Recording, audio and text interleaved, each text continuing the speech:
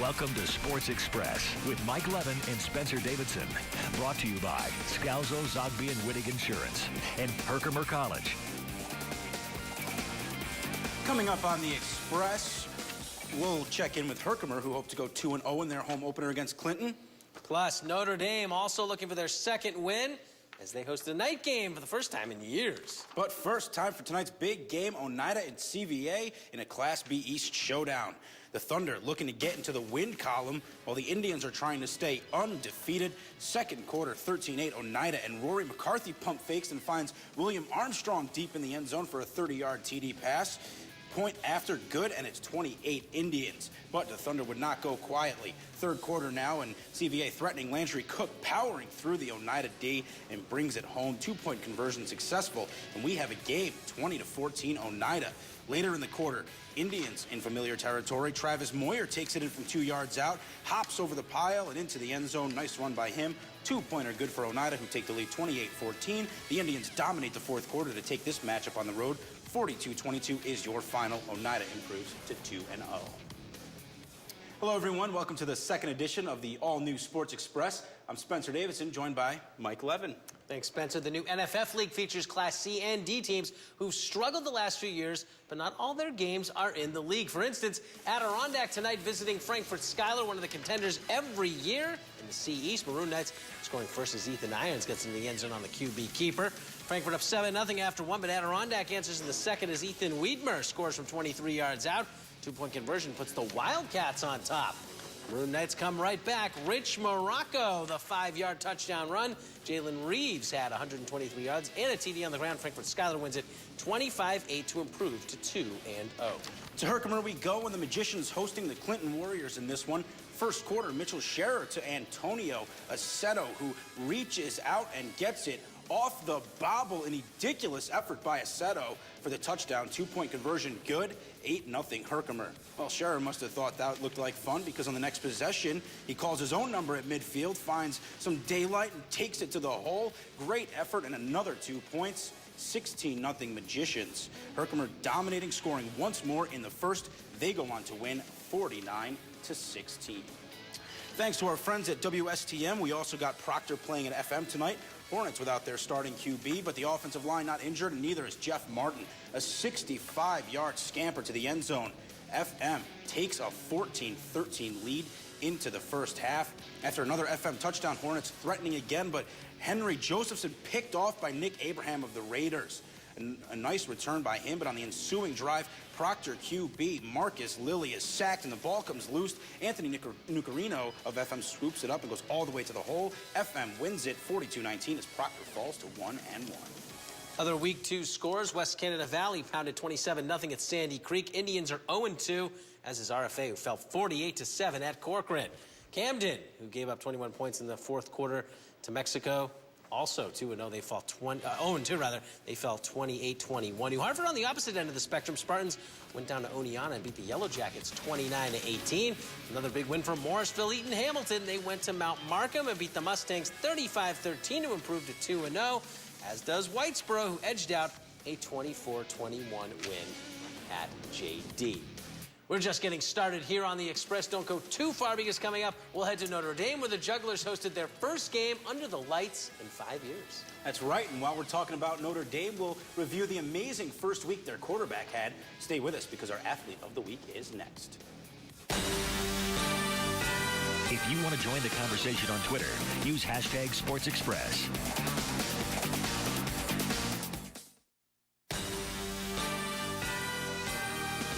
This is Sports Express. It's Athlete of the Week time, first of the year on the new Sports Express. Not too tough to pick this one, Spencer. He's a multiple-time AOW award winner in both football and basketball. That's right. It's Kevin Warmack, the quarterback from Notre Dame, who was nice enough to send us more video of their 56-14 Week 1 win at Bishop Ludden. Warmack was all over the field in that game, picking up 370 total yards in the ground and through the air and scoring 7 touchdowns. That's pretty impressive, but the senior says those results were the result of the entire team effort. Everybody, we were all clicking. The line blocked great. Without the line, I wouldn't have got nowhere near the yards I had. But we all played hard. We all worked hard for that. We wanted to make a statement that game, and being our senior year, well, my senior year, it just made it even more for me to go out there and get what I had to get done. He's a competitor. You know, even during practice, he wants to do everything perfect, which is great. Especially as a quarterback, that's what you need. You know, someone out there who wants to do everything perfectionly and gets the rest of the guys to do it too. If we mess up, he's the first guy to go, hey, on the line, we're doing it again, let's go. And so, you know, when it came game time, all the confidence in the kid doing the right thing out there, which was fantastic watching him on the sidelines. Here's our contact info for coaches or ADs to nominate an athlete of the week. You can tweet us as well at S_Davison12 or Mike112 with the hashtag AOW. Since we've talked all about Warmack, let's check out how he and the Jugglers fared against Weedsport tonight. First time since September of 2009 that ND has hosted Friday Night Lights. Jugglers put up 56 points in week 1, but in week 2 it's the Warriors striking first. Hunter Bowden throwing the short touchdown pass to J.J. O'Connor. Weedsport takes a 7-0 lead. Notre Dame, though, marches right down the field on their first offensive drive, and Warmack punches it in for the 6-yard TD run. The conversion is no good, though.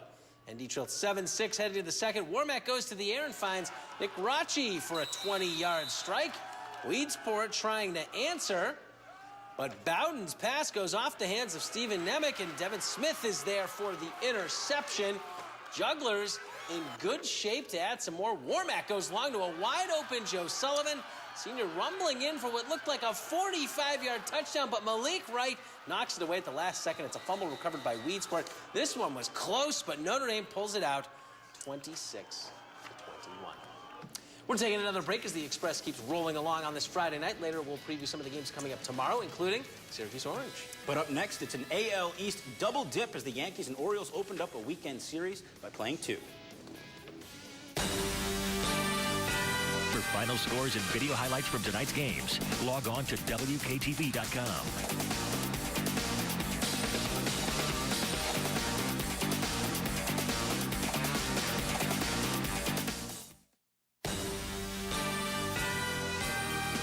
Welcome back to Sports Express.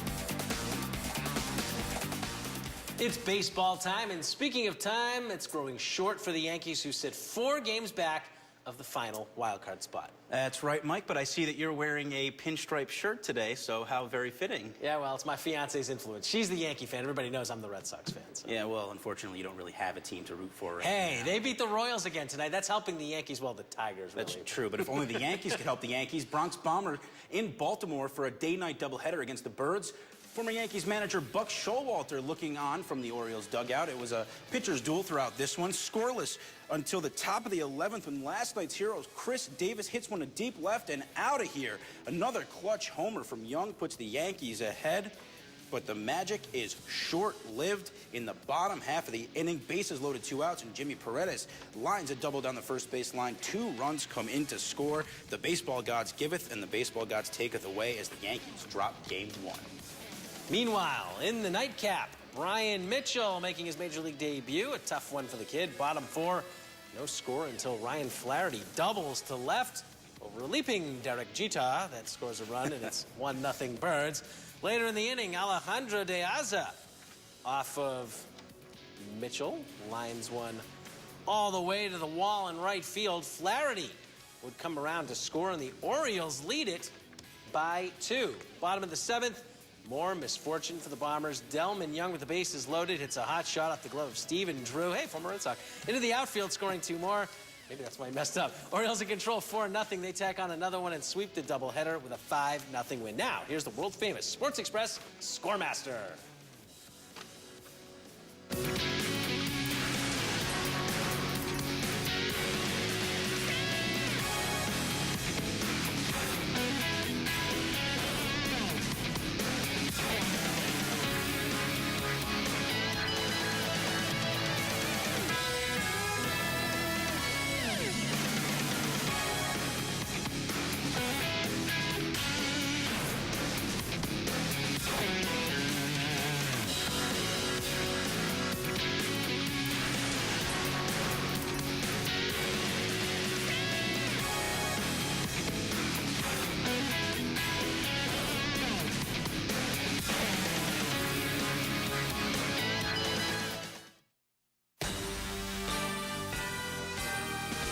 This is Sports Express.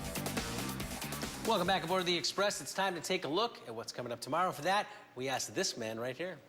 That's right, Mike. We've got football from not only all over the Mohawk Valley, but across the country. We begin with another doubleheader of high school football. Oriskany at New York Mills, Canastota heading to Westmoreland to take on the Bulldogs. And then we have in the college ranks, SU, the Orange, looking to make it 2-0 against Central Michigan, and UC heading to Union tomorrow as well. Hopefully, we'll also have Dolgeville and Little Falls for you tomorrow as well. So to talk a little bit about the Orange, Spencer, they barely escaped with a victory in their first game 2 weeks ago at the Dome against Villanova. QB Terrell Hunt ejected near the end of the first half. That really hurt the Orange. Yeah, yes, it did, Mike. And they had to go to double overtime and have a little luck on their side as a missed field goal late in the fourth quarter that would have won it. And if not for Nova going for 2 and missing on their touchdown in the second overtime, SU might have lost this one. So right. Central Michigan is going to be a much tougher task tomorrow. They pounded Purdue last week.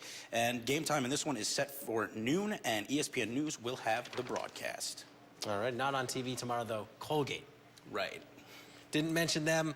Tomorrow we'll have an update, right? Correct, yes. We're looking for an update tomorrow for Colgate. The Raiders start at 6 at Delaware.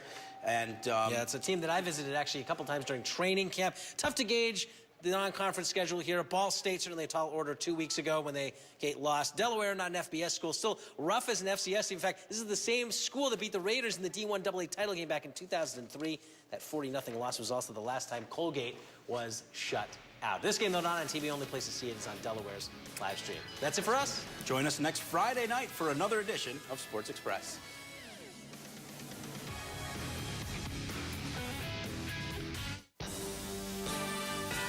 This has been Sports Express.